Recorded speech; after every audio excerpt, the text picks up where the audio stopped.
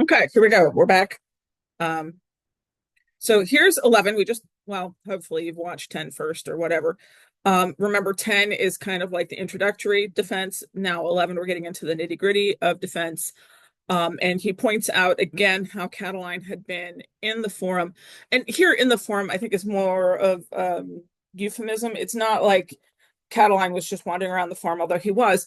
I think he's saying he was in politics. So he was in the public eye, and he'd been in the public eye for years without suspicion and without infamy, without any sort of bad news surrounding his name. And this probably also goes back to the year that he had been in Africa, where he'd been accused of embezzlement. So apparently there have been a few years that have gone by, and Catiline is doing his thing and he's not getting into any trouble.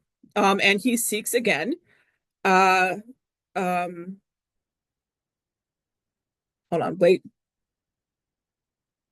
Oh, no, yeah, that's right. Catiline is seeking again the consulship. I don't think he ever gets it, but he's seeking it again. All right, for how long then do you? And of course, when you're seeking a consulship, it's much like a presidential election. You're seeking votes, as it were, even though would have been a very different type of election. You still needed votes from the right people. Caelius, of course, was the right type of people. So Catiline would have been sucking up to him and everybody else that he could have possibly sucked up to get the appropriate number of thumbs up. Yes, make this man a consul. He never gets it, but whatever. And Cicero is doing this to give us a timeline because Romans also, and I don't know if we've talked about this in class, had two ways of dating systems. They had AUC, ab urbe condita, which is from the founding of the city. And don't forget, according to the Romans, Rome was founded in 753, April 21st, 753 BC. They also told the dates according to who was consul at the time and who had run for consulship. So where we would have said, well, in 2017, Caelius had done A, B, and C, while Catiline had done X, Y, and Z. Later on, after Catiline had been good for a while, in like 2024, he runs for, I don't know, government office again, and Caelius is giving him his support. Where we would have used years, they didn't use years. They used in the year of the consulship of this guy or this far from the founding of the city.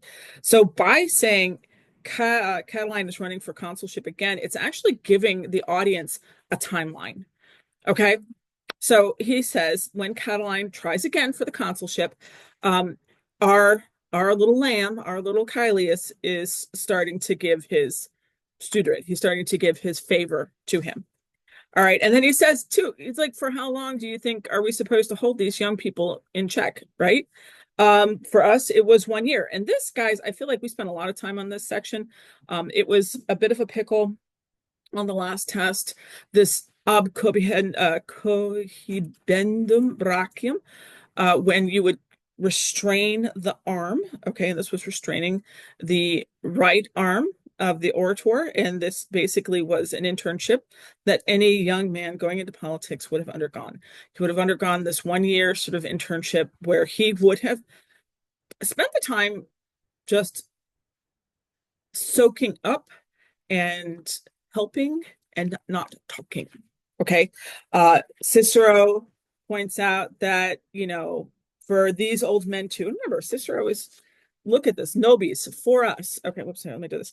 Nobis for us. Cicero is reminding the audience that they also had this 1 year of internship where they probably got into a little trouble. I know we've had conversations in class where we've talked about like the first year of college or going away, travel abroad, maybe, and perhaps young people make interesting choices.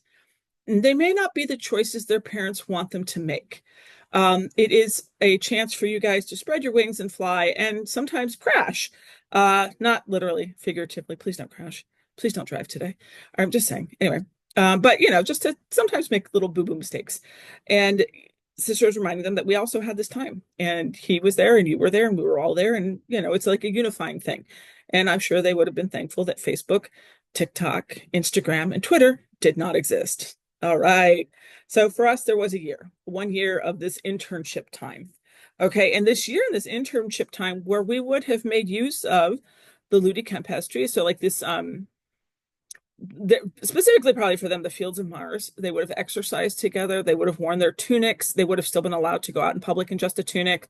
There's a point where you're not allowed to do that anymore. They would have done this. Notice he says it was the same thing, the same method whether you were in politics or whether you were going straight into a soldier's pay. Okay, so those were kind of two different routes. You could go and become a soldier, and you could gain a great deal of political respect that way. Or you could go straight into politics, become, or walk your way through the cursus honorum, and earn a great deal of respect that way. So you had two sort of choices. Um, Although almost everybody did serve time in the army at some point, it wasn't necessarily compulsory. He says, in the what age? What age are we supposed to like? How long do we hold on to them? Okay, and he's reminding them all of that time, that year of freedom they all had. And then he goes on to say, indeed, who would be able to defend themselves unless they had the most weightiness, the best purity, the best with domestic discipline and with their own natural goodness and guarded by their own family. Unless you have all of these things, you are not able to flee from that true infamy. And again, what he's pointing out is it doesn't matter how good you are, rumors are spread about you. It's almost like you can't escape. Someone will have seen something and they will jump to the wrong conclusion and say the wrong thing. And just like today, rumors tend to spread quickly and without proof. Okay, especially in Rome, when you didn't need any proof to start a rumor. Well, you don't need proof now either, but all right.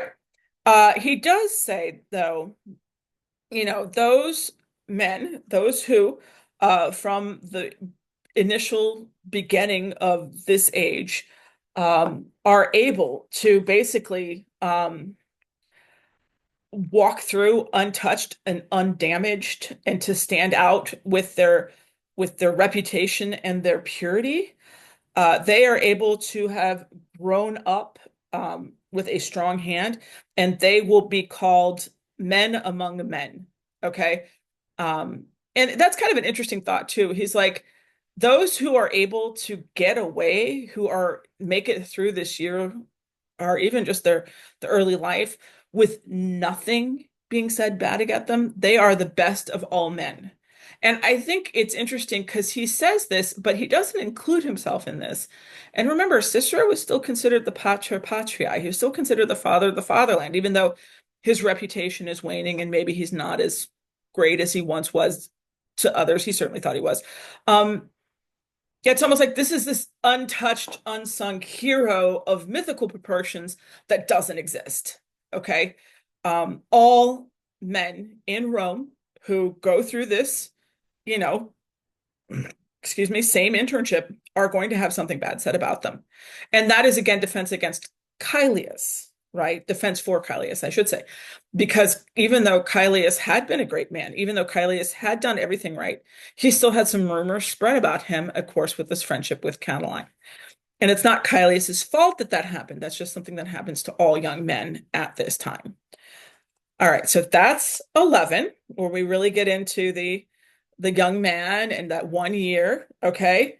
In 12, all right, we're going to talk more about Catiline. So now we're going to bring it back into Catiline and notice how he goes, at studiat Catiline. He starts this section as he means to go on with the review of Catiline. So hold on, let me stop this review of 11 and then we'll start back with 12.